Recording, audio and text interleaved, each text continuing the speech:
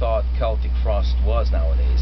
And of course, you know, that was us taking into consideration where we had come from, because we wanted to be true to ourselves as well. We wanted to be true to what we thought Celtic Frost was and where Celtic Frost was coming from, and even more so than we ever did before. You know, I mean, any time before in our career, any time before in our artistical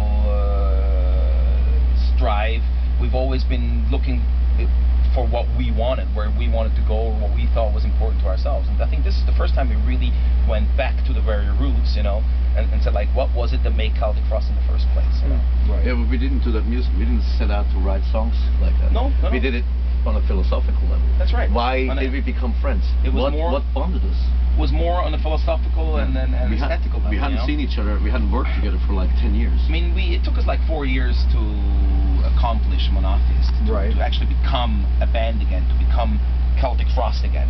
And in all those 4 years, we hadn't rehearsed one of the old songs once. We never played, not even Procreation. I remember we played the first 2 verses of Procreation and he sang 1 word, and then we said, like, that's it, you know. No more of this. Was that considered a big hit? Was like not really the song people requested a lot, like Procreation of the Wicked? No, it's a song I request a lot.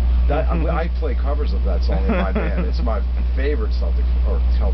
It's one of the most difficult Celtic Frost songs to play accurately, even though it consists of only like 2 riffs.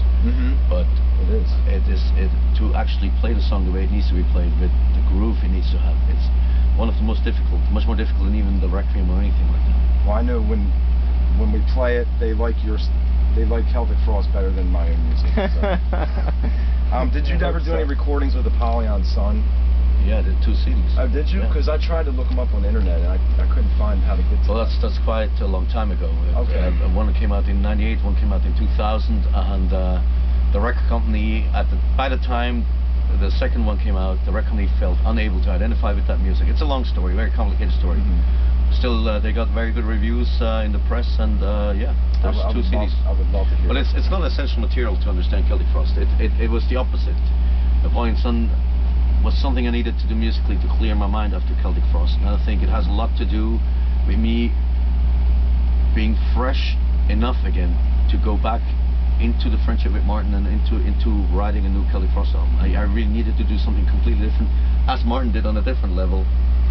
We all just needed to go our separate ways to do something completely different. I always wondered something about you. How come you weren't on the Megatherion?